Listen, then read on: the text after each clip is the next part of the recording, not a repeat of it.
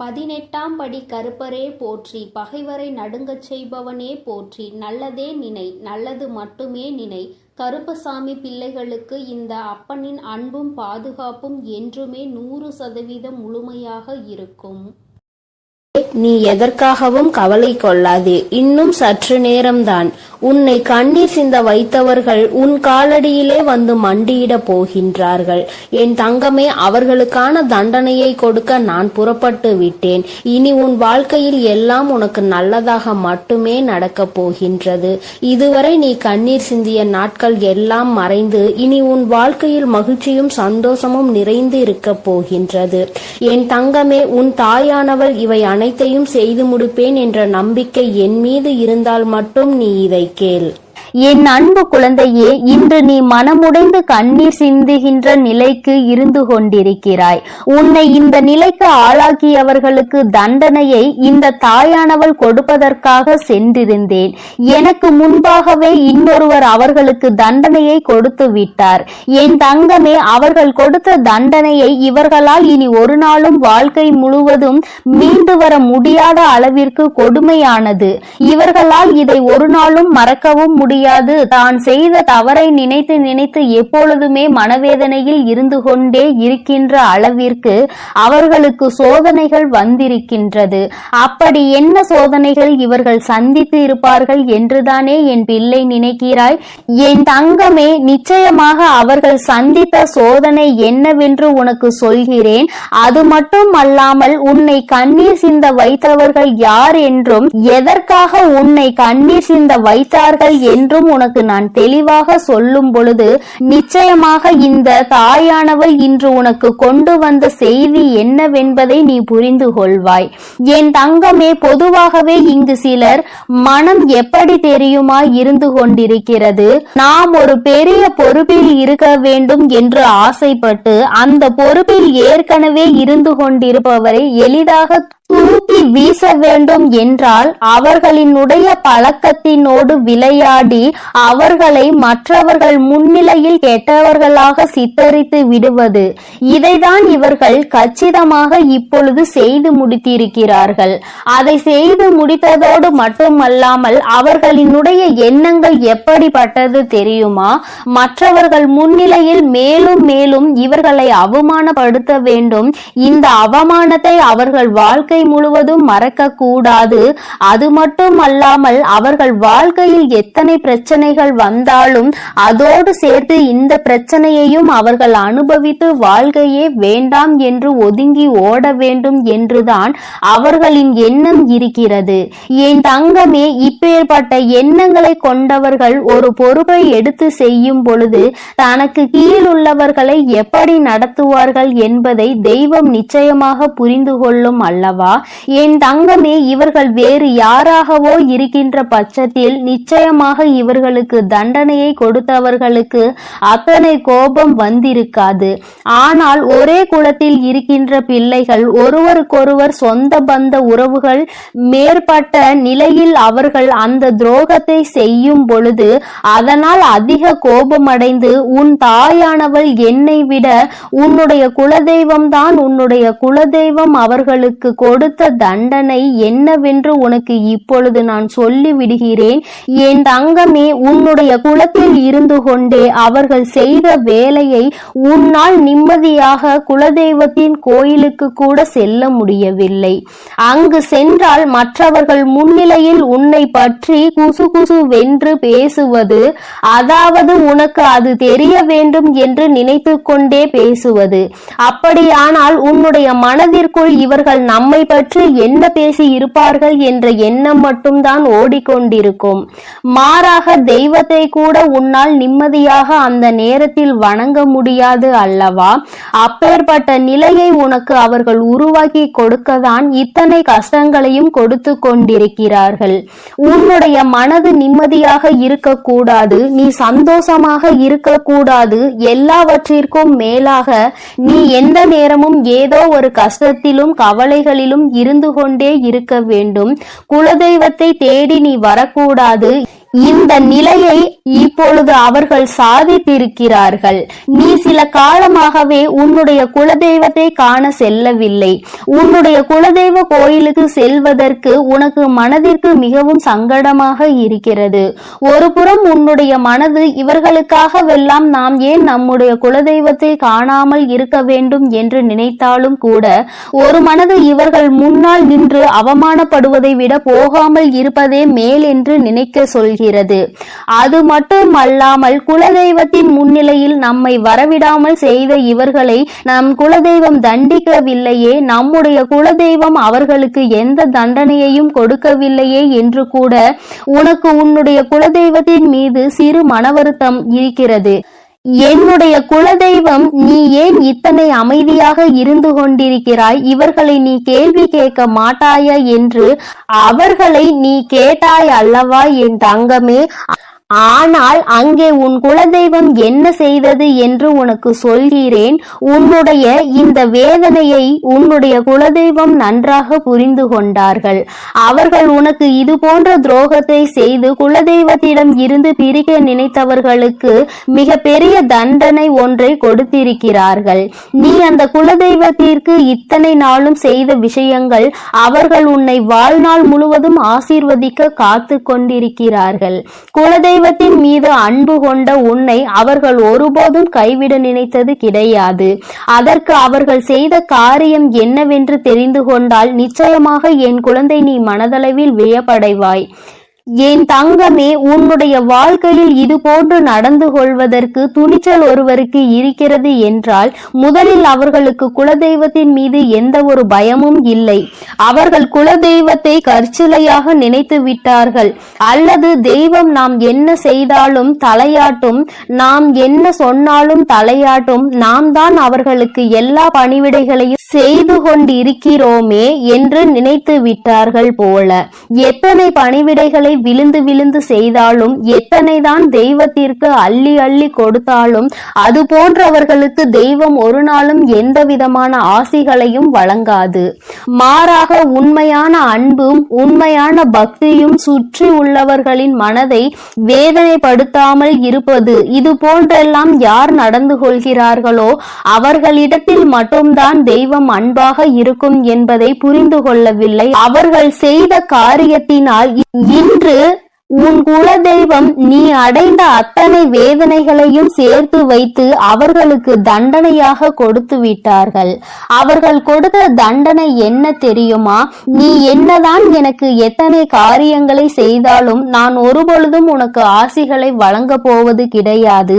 நீ செய்த பாவம் உன்னை மட்டுமல்ல, உன்னுடைய சந்ததிகளையும் சேர்த்துதான் பாதிக்க போகிறது. என்னுடைய சன்னதியில் ஒருவருக்கு மிகப்பெரிய பிரச்சனைகளை உண்டு பண்ணி விட்டாய். இதனால் உருவாக போகும் மிகப்பெரிய பிரச்சனையை நீ மறந்து விட்டாய். பெற்றோர்கள் செய்கின்ற பாவம் குழந்தைகளை பாதிக்கும் என்பதை உணராமல் நீ செய்த இந்த தவறினால் நாளை உன்னுடைய குலமே தலைக்காமல் போவதற்கும் நிறைய வாய்ப்புகள் இருக்கிறது. அதனால் இனிமேலாவது இந்த தவறை திருத்திக் கொண்டு மற்றவர்களுக்கு எல்லா உதவிகளையும் செய்து கொடுக்க வேண்டும். குலதெய்வத்தை நம்பி வருபவர்களின் மனதை ஒரு நாளும் காயப்படுத்த கூடாது. தான் பெரியவர் என்கின்ற எந்த ஒரு மனப்போக்கையும் யாரிடத்திலும் வெளிப்படுத்த கூடாது. அப்படி வெளிப்படுத்துகின்ற பட்சத்தில் இனி உன் வாழ்க்கை, உன்னுடைய குடும்பம் நிச்சயமாக அனுபவிக்க போகின்ற வேதனைகளை கண்டு நீ துடிக்கத்தான் போகிறாய். யாரிடம் விளையாடுகிறோம் என்ற எண்ணம் சற்று மனதில் இருக்க வேண்டும். உன்னுடைய குலத்தை காக்கின்ற என்னிடத்திலேயே உன்னுடைய பாகுபாடுகளை உருவாக்கி கொண்டிருக்கிறாய். யார் பெரியவர் யார் சிறியவர் என்கின்ற பாகுபாட்டை தெய்வத்தின் முன்னாலேயே உருவாக்கி கொடுக்கின்ற தைரியம் உனக்கு இருக்கிறது என்றால் நிச்சயமாக இனி உன் வாழ்க்கை என் கையில் என்பதை மறந்துவிடக் கூடாது என்று உன்னுடைய குலதெய்வம் அவர்களுக்கு மிகப்பெரிய எச்சரிக்கையினை கொடுத்து விட்டார்கள். இந்த எச்சரிக்கையிலும் அவர்கள் திருந்தவில்லை என்றால் அடுத்தது தண்டனையை நிறைவேற்றுவதாகவும் உன்னுடைய குலதெய்வம் முடிவெடுத்து இருக்கிறார்கள்.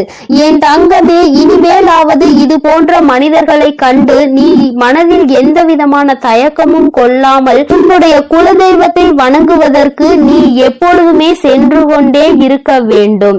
ஏனென்றால் உன்னுடைய குலதெய்வம் உன் மீது அத்தனை அன்பினை வைத்திருக்கிறார்கள். உன் வராகி தாயானவள் உனக்கு சோதனைகளை கொடுப்பவர்களை அத்தனை எளிதாக விட்டுவிட மாட்டேன் என்பதை புரிந்து கொண்டு அவரவர்களுக்கான நேரம் வரும்பொழுது அந்த தண்டனையை அவரவர்கள் அனுபவிப்பார்கள் என்பதனை நீ உணர்ந்தால் போதும்.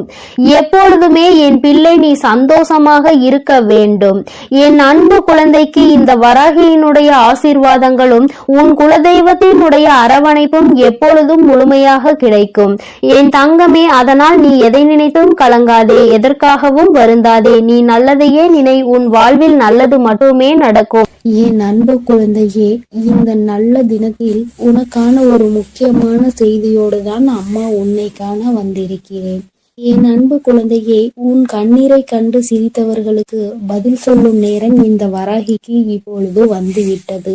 என் குழந்தையே, நான் இப்பொழுதும் உன்னுடைய குலதெய்வத்தின் வாக்கை அல்லவா சுமந்து கொண்டு வந்திருக்கிறேன். என் குழந்தையே, உன் குலதெய்வமானது உன்னை காக்கின்ற தெய்வம். உனக்கு என்ன வேண்டுமானாலும் நிறைவேற்றி தரும் தெய்வம். உன்னை ஆபத்தில் இருந்து காக்கும் தெய்வம். எந்த எதிரியானாலும் உன் குலதெய்வத்தை தாண்டிதான் உன்னை தொட முடியும். அத்தகைய குலதெய்வத்தின் வாக்கினை உன் வராகி அம்மா நான் உனக்கு தருகிறேன். என் அன்பு பிள்ளையே, இந்த தெய்வத்தின் வாக்கினை தவிர்த்து விடாதே. என் பிள்ளையே, உன்னை கண்ணீர் சிந்த வைத்தவர்கள் இன்று அங்கே அவர்கள் கண்களில் கண்ணீர் சிந்தும் நேரம் நெருங்கிவிட்டது. நீ அவர்கள் உன்னை காயப்படுத்திவிட்டு அங்கே சந்தோஷமாக இருந்து கொண்டிருக்கிறார்கள் என்று வருத்தத்தில் ஆழ்ந்திருக்கின்றாய். என் குழந்தையே, நீ உன்னுடைய வாழ்க்கையில் நீ செய்த பல புண்ணிய காரியங்களும் இன்று நிச்சயமாக உனக்கு பல பரிசுகளை, பழைய எதிர்பார்ப்புகளை பூர்த்தி செய்து தரப்போகிறது. அங்கே உன்னை கண்ணீர் சிந்த வைத்தவர்கள் வாழ்க்கையில் தாழ்ந்து கொண்டேதான் செல்கின்றார்கள். நீ எந்த தவறுமே செய்யாத சூழ்நிலையில் உன்னை அங்கே கண்ணீர் விட வைத்தவர்கள் மட்டும் தண்டனை அனுபவிக்காமல் போய்விடுவார்களா என்ன? என் தங்கமே, உன் குலதெய்வமானவள் அவர்களை நல்வழியில் திருத்தி கொண்டு வர முயற்சி செய்ய போகிறேன்.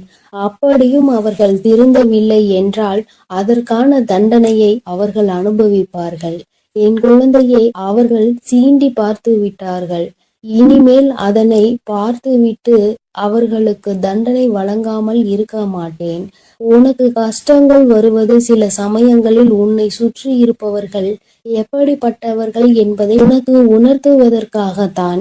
என் குழந்தை, நீ உன்னை சுற்றி இருப்பவர்கள் எல்லாம் கண்மூடித்தனமாக நல்லவர்கள் என்று நம்பிக்கொண்டிருக்கிறாய். உனக்கு கஷ்டம் என்ற ஒன்று வரும்போதுதான் தெரியும் யாரால் உனக்கு உதவி செய்கிறார்கள், யாரெல்லாம் ஒதுங்கி நின்று உன் கஷ்டத்தை பார்த்து சந்தோஷப்படுகிறார்கள் என்பது. நீ அப்போதுதான் உணர்ந்து கொள்வாய். அவர்கள் என்ன வேண்டுமானாலும் செய்துவிட்டு போகட்டும். எந்த அளவிற்கு உனக்கு அவர்கள் தீமை செய்கிறார்களோ அதற்கேற்ற பலனை அவர்கள் அனுபவிப்பார்கள். என் குழந்தை, நீ அவர்கள் எத்தனை தீமைகளை உனக்கு செய்தாலும் நீ பிறருக்கு நன்மைகளை மட்டும் செய்ய வேண்டும். அப்போதுதான் உன்னுடைய இதயமானது தூய்மையாக இருக்கும். தூய்மையான இதயத்தில்தான் உன் வராகி அம்மாவும் உன் குலதெய்வமும் குடியிருக்க முடியும். அதனை நீ உணர்ந்து உன் உள்ளத்தை எப்பொழுதும் தூய்மையாக வைத்திரு. அங்கேதான் உன் தாயான நான் ஓடோடி வந்து வாசம் செய்வேன்.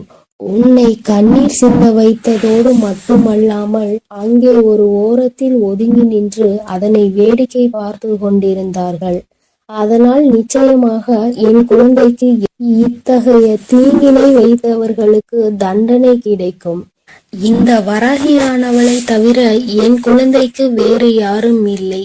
என் குழந்தை என்னிடம் வந்து துன்பங்களை நீ துடைத்து விடு தாயே என்று இரு கரங்களை கும்பிட்டு என்னிடம் வந்து வேண்டிய குழந்தை.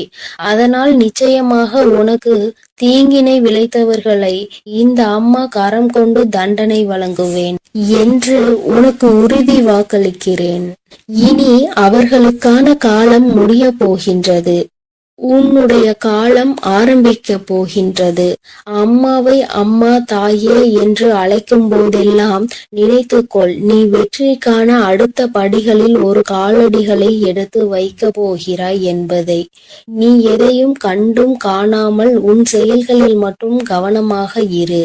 உன்னை யார் அளவைத்தார்களோ, யார் உன்னை விழவைக்க வேண்டும் என்று நினைத்தார்களோ, அவர்கள் முன்பாக நீ உயரத்தில் இருக்க வேண்டும் என்பதை மட்டும் உன் மனதில் நினைவு கொண்டு உன்னுடைய காரியங்களை நீ நன்றாக செய்து நல்ல பெயரை எடுக்க வேண்டும். அவர்கள் முன்னால் வாழ்ந்து காட்ட வேண்டும். நீ வாழும்போது நிச்சயமாக அவர்கள் அங்கே ஒரு மூலையில் அழுது கொண்டுதான் இருப்பார்கள்.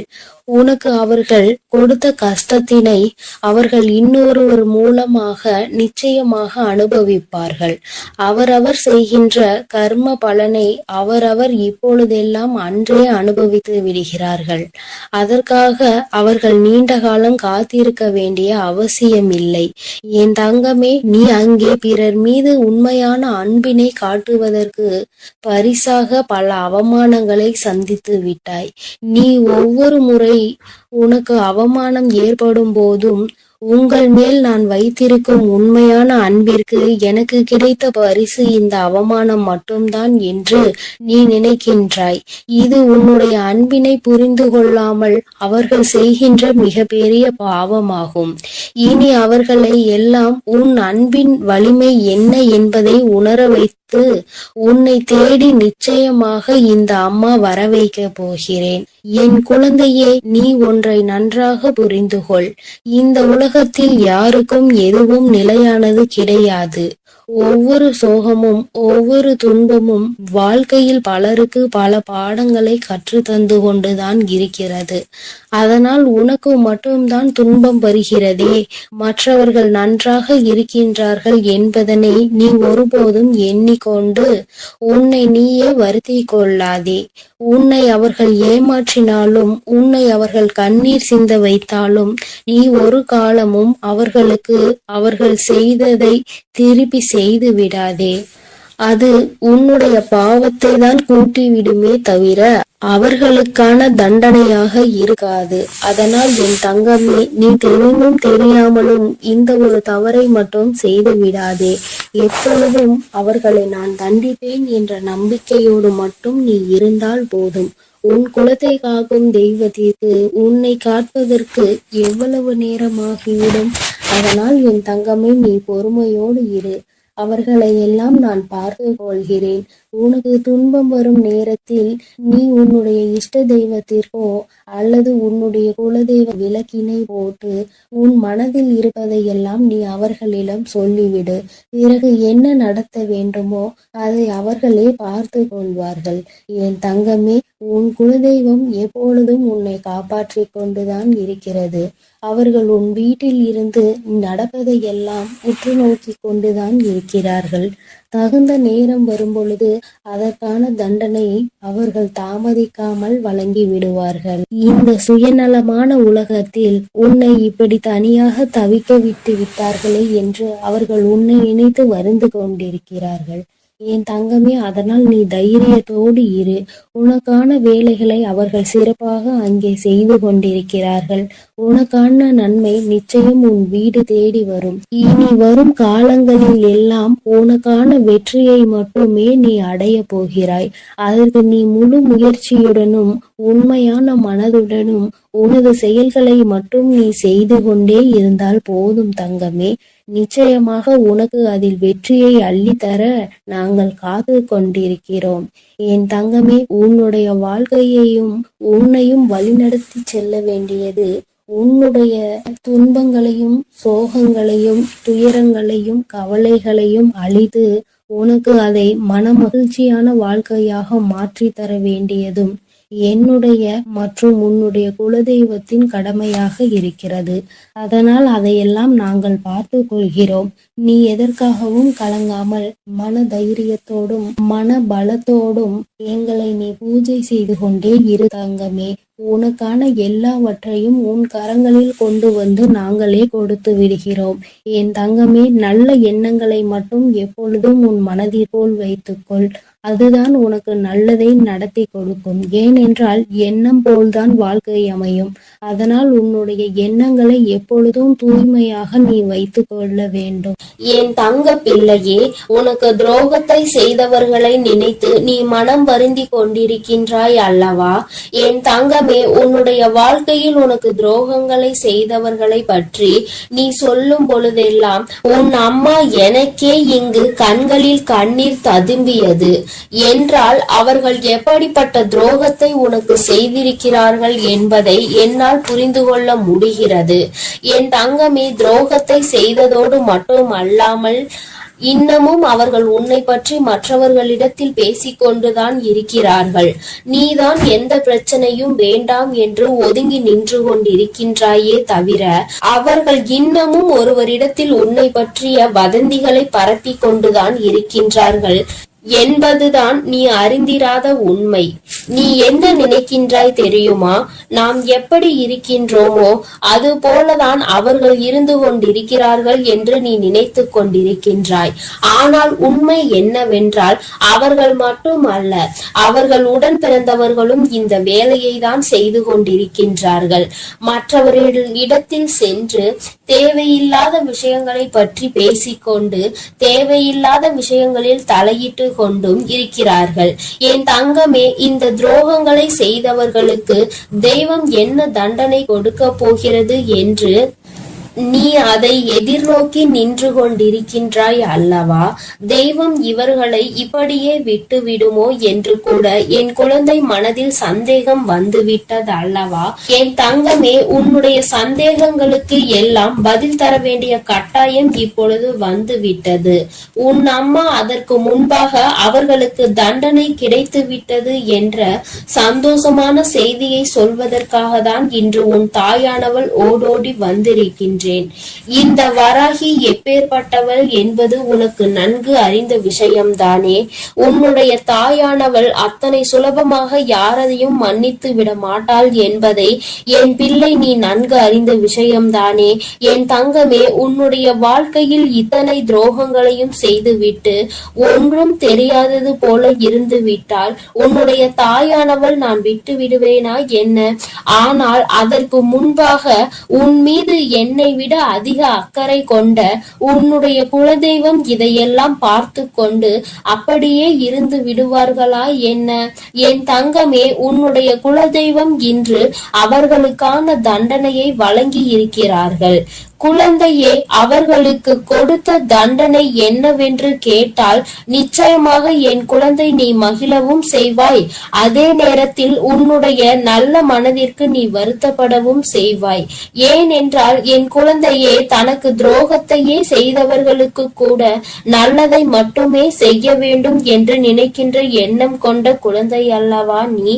என் தங்கமே, உன்னுடைய எண்ணங்களினால் தான் நீ இன்னமும் இந்த வராகியின் முன்னால் நின்று கொண்டிருக்கிறாய் என்பதை இந்த நேரத்தில் நான் உனக்கு நினைவுபடுத்துகின்றேன். அதனால் உன்னுடைய இந்த நல்ல குணத்தில் இருந்து ஒரு நாளும் நீ மாறிவிடாதே. உன்னுடைய எண்ணங்கள் எப்பொழுதுமே உன்னை சுற்றி தெளிவாக இருக்க வேண்டும் என்பதை நீ புரிந்து கொள்ள வேண்டும்.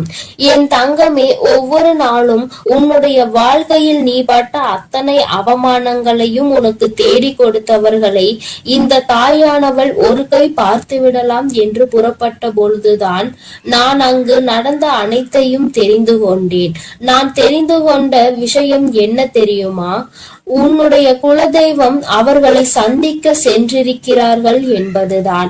அவர்களினுடைய குடும்பத்தின் நிலையையும் நான் அப்பொழுதுதான் புரிந்து கொண்டேன். எல்லோருமே ஏதோ ஒரு வாழ்க்கையை வாழ்ந்து கொண்டிருக்கின்றார்களே தவிர யாருக்குமே மனதில் நிம்மதி இல்லை. அதற்கு காரணம் என்னவென்று நானும் ஆராய்ந்து பார்த்தேன். நாம் அல்லவா அவர்களுக்கு தண்டனையை கொடுக்க வேண்டும் என்று புறப்பட்டு வந்தோம். இங்கே வந்து பார்த்தால் அவர்கள் ஏற்கனவே தண்டனையை பெற்று வாழ்க்கையில் நல்ல நிலையில் இல்லாமல் வேதனைப்பட்டு கொண்டிருக்கிறார்களே என்று எனக்கு தோன்றியது. உடனே இது யாரால் கொடுக்கப்பட்டது, எதனால் நடந்தது என்று நான் தெரிய முயற்சி செய்யும் பொழுதுதான் உன்னுடைய குலதெய்வத்தினை நான் எதிரில் கண்டேன். அவர்கள் என்னிடம் சொன்ன அந்த விஷயங்களை தான் நான் இப்பொழுது உன்னிடம் சொல்லிக் கொண்டு இருக்கின்றேன். என் தங்கமே, இப்பொழுது அவர்கள் சொன்ன விஷயத்தை நான் உனக்கு சொல்கிறேன், கவனமாக கேள். அவர்கள் மனவேதனை அடைந்து இதனை என்னிடத்தில் பகிர்ந்து கொண்டார்கள். என்னிடத்தில் அவர்கள் சொன்ன விஷயத்தை நான் உன்னிடத்தில் அப்படியே சொல்லி விடுகின்றேன். இந்த வராகி ஒரு நாளும் தேவையில்லாத எந்த விஷயங்களையும் உன்னிடத்தில் சொல்ல மாட்டாள் என்று நம்பினால் மட்டும் என் பிள்ளையே, நீ இதனை முழுமையாக கேட்க வேண்டும். அப்பொழுதுதான் இந்த வார்த்தைகளினுடைய அர்த்தங்களும் உணர்வுகளும் உன்னை வந்து சேரும் என்பதை நீ மறந்து விடாதே. என் தங்கமே, உன் குலதெய்வம் என்னிடத்தில் சொன்ன வார்த்தைகள் என்ன தெரியுமா? அவர்கள் உனக்கு ஏற்பட்ட துரோகங்களை கண்டு கொண்டிருந்தார்களாம். எந்த எல்லைக்குதான் இவர்கள் செல்வார்கள் என்று அவர்களும் எதிர்பார்த்து நின்று கொண்டிருந்த நேரத்தில் தான் இவர்களின் ஆட்டம் ஒரு எல்லையை மீறி சென்று கொண்டிருந்தது. அவர்கள் மனம் வேதனை அடைந்து விட்டார்கள். மனவேதனையின் உச்சம் அவர்களை தண்டித்து விட வேண்டும் என்கின்ற அளவிற்கு கோபம் வந்து விட்டது. ஒருவராக இருந்தால் பரவாயில்லை, ஒட்டுமொத்த குடும்பத்தோடு சேர்ந்து ஒரே ஒருவருக்கு துரோகத்தை செய்து அவரை பழிவாங்க வேண்டும் என்று நினைப்பது எத்தனை பெரிய தவறு! அது அவர்களினுடைய பிள்ளை. என்னுடைய பிள்ளை வாழ்க்கையில் ஒரு நாளும் யாருக்கும் எந்த துரோகத்தையும் செய்ய நினைக்காத பிள்ளை தன்னிடத்தில் வேண்டும் என்று யாரேனும் கையேந்தி விட்டால் தனக்கு இல்லை என்றாலும் கூட எடுத்து கொடுத்து விட்டு செல்லக்கூடிய பிள்ளை. அப்பேற்பட்ட ஒரு பிள்ளைக்கு இவர்கள் காலம் காலமாக ஓடி ஓடி செய்து கொண்டிருக்கின்ற துரோகங்களை கண்டு இந்த அம்மாவின் மனம் பதைத்து விட்டது என்று உன்னுடைய குலதெய்வம் என்னிடத்தில் சொன்னார்கள். உன்னுடைய துரோகிகளினுடைய மனதில் அந்த எண்ணங்கள் அடங்குவதாக தெரியவில்லை. அதனால் உடனடியாக இவர்களுக்கு தண்டனையை கொடுத்துவிட வேண்டும் என்று முடிவு செய்து அவர்கள் கொடுத்த தண்டனை என்ன தெரியுமா? அவர்களின் மீது இருந்த உன்னுடைய குலதெய்வத்தின் பார்வை திரும்பி விட்டது. இனிமேல் அவர்களின் மீது உன்னுடைய குலதெய்வத்தின் பார்வை ஒருபோதும் செல்லாது. அவர்கள் எப்பொழுதுமே இனி அவர்களினுடைய வேண்டுதலையும் செவி கொடுத்து கேட்க மாட்டார்கள். அவர்கள் குடும்பத்தில் எந்த ஒரு விஷயங்களுக்கும் இவர்கள் சென்று நிற்கவும் மாட்டார்கள். அவர்களுக்கு இவர்கள் ஒரு நாளும் எந்த விதமான ஆசைகளையும் எந்த விதமான வேண்டுதல்களையும் நிறைவேற்றி தர மாட்டார்கள். என் தங்கமே, இவர்கள் எந்த விதமான ஆசீர்வாதங்களையும் அவர்களுக்கு வழங்கவும் மாட்டார்கள். இப்பேற்பட்ட ஒரு தண்டனையை அவர்கள் கொடுத்து இருக்கிறார்கள். அதாவது அவர்களுக்கு தெரியாத ஒரு விஷயம். கோவிலுக்கு வருவார்கள், தெய்வத்தை வணங்குவார்கள், செல்வார்கள். ஆனால் தெய்வத்தினுடைய அருளும் அன்பும் அவர்களுக்கு கிடைக்கவில்லை என்பதை அவர்கள் ஒரு நாளும் உணரப் போவதில்லை. வெறும் வார்த்தையாக மட்டும்தான் தெய்வத்தை வணங்கி கொண்டிருக்கிறார்கள். உன் குலதெய்வத்தினுடைய அன்பினை இனி ஒரு நாளும் அவர்கள் பெற்றுவிட முடியாது. எந்த ஒரு சூழ்நிலையிலும் ஒரு குலத்தினை காக்கின்ற தெய்வத்தின் முன்னால் சண்டையிடக் கூடாது என்று தெரியாத இந்த பிள்ளைகள் வாழ்க்கையில் இனி நான் எந்த விஷயத்தையும் செய்து கொடுக்க போவது கிடையாது என்று உன்னுடைய குலதெய்வம் மனவேதனைப்பட்டார்கள். இப்படிப்பட்ட தண்டனையை அவர்களுக்கு கொடுத்து விட்ட பிறகு இனிமேலும் இவர்கள் வாழ்க்கையில் அனுபவிப்பதற்கு என்று வேறு எதுவும் இல்லை. என் தங்கமே, அதனால் உன்னுடைய குலதெய்வம் கொடுத்த தண்டனையை அதிகம் என்பதை நீ புரிந்து கொண்டு உன் அம்மா நான் திரும்பி வந்து விட்டேன். என் தங்கமே, அவர்கள் வாழ்க்கையில் ஒவ்வொரு விதமான கஷ்டங்களையும் அனுபவிக்கிறார்கள். ஒவ்வொரு விதமான சூழ்நிலைகளும் அவர்களை காயப்படுத்தி கஷ்டப்படுத்தி கொண்டுதான் இருக்கிறது. ஆனால் அவர்கள் எதையுமே வெளியில் சொல்வதில்லை. அப்படியே மறைத்து வைத்து வெளியில் சொன்னால் எங்கே நாம் செய்த தவறினால் நமக்கு கடவுள் கொடுத்த தண்டனை என்று சொல்லி விடுவார்களோ என்று நினைத்து சொல்லாமல் இருக்கிறார்கள். மாறாக அவர்கள் ஏன் என்றால் மற்றவர்களை பார்த்து இதே வார்த்தையை சொல்லி இருக்கிறார்கள் அல்லவா? ஒருவருக்கு ஏதேனும் பிரச்சனைகள் வந்து விட்டால் தெய்வம் தண்டனை கொடுத்து விட்டது என்கின்ற வார்த்தையை எளிதாக பிரயோகித்தார்கள். இன்று அதே வார்த்தை நம் பக்கம் திரும்பும் என்ற பயம் அவர்களுக்கு இருக்கிறது. என் பிள்ளையே, ஒரு விஷயத்தை தெளிவாக புரிந்து கொள்ள வேண்டும். தெய்வம் ஒரு நாளும் தன்னுடைய குழந்தைகளை தண்டிக்காது. அவர்களுக்கு திருந்துவதற்கான வாய்ப்புகளை தான் கொடுப்பார்கள். அதையும் மீறி ஒரு குழந்தைக்கு தெய்வத்திடம் இருந்து தண்டனை கிடைக்கிறது என்றால் அவர்கள் வாழ்வதற்கே தகுதியற்றவர்கள் என்பதை புரிந்து கொள்ள வேண்டும். என் தங்கமே, உனக்கு துரோகத்தை கொடுத்தவர்களுக்கு இத்தனை பெரிய தண்டனை கொடுத்தது உனக்கும் கூட கஷ்டமாக இருக்கலாம். ஆனால் இனி எதுவுமே செய்ய முடியாது.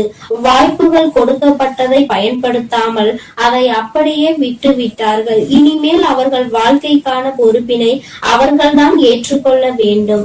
இனி எதற்குமே தெய்வம் அவர்கள் பக்கம் நின்று அவர்களுக்காக ஒரு நாளும் எந்த ஒரு விஷயத்திற்காகவும் அவர்கள் வாதாட மாட்டார்கள்.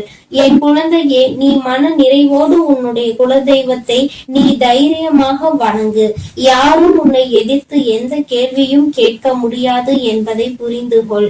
என் தங்கமே, இன்று இருக்கின்ற சூழ்நிலையில் எப்பொழுதும் உன்னுடைய குலதெய்வம் உன்னோடு நின்று உனக்கு உறுதுணையாக நிற்பார்கள் என்பதை மட்டும் மனதில் வைத்துக் கொண்டு என் பிள்ளை, நீ சந்தோஷமாக உன் வாழ்க்கையை வாழ தொடங்கு. என் அன்பு பிள்ளைக்கு இந்த வராகியினுடைய ஆசீர்வாதங்களும் உன் குலதெய்வத்தினுடைய அன்பும் அருளும் எப்பொழுதும் முழுமையாக கிடைத்து கொண்டே இருக்கும். என் தங்கமே, அதனால் நீ எதற்காகவும் கலங்காதே, எதை நினைத்தும் வருந்தாதே. நீ நல்லதையே நினைத்தால் உன் வாழ்வில் எல்லாம் உனக்கு நல்லதாக என் அன்பு பிள்ளைக்கு இந்த கருப்பனின் ஆசீர்வாதமும் அன்பும் என்றுமே முழுமையாக இருக்கும். வேண்டும் வரம் தருபவனே போற்றி, வேட்டை பிரியனே போற்றி போற்றி.